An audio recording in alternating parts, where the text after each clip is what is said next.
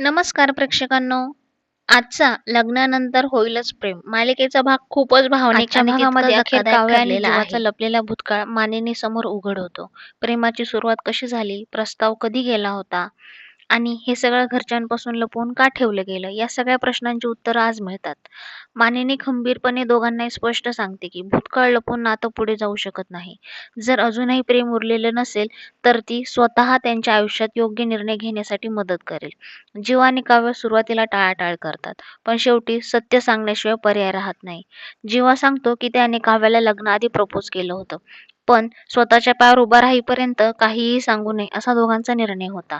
लग्नाच्या दिवशी घडलेली घटना, नंदिनीला वाचवताना झालेला मोठा गैरसमज आणि त्यानंतर आयुष्याने घेतलेली वेगळीच वळणं, हे सगळं ऐकून मानिनी हादरून जाते. सगळ्यात धक्कादायक क्षण म्हणजे जीवाने आपल्या छातीवरील टॅटू जाळून टाकलेला प्रसंग.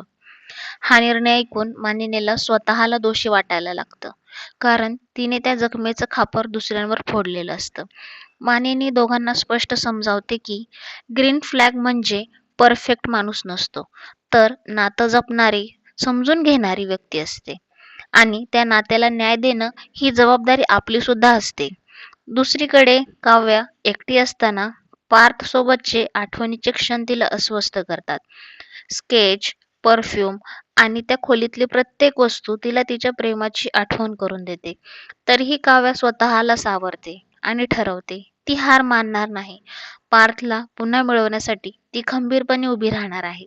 भागाच्या शेवटी रम्या आणि वसू यांचं बोलणं उद्याच्या भागासाठी मोठा संघर्ष सूचित करतं.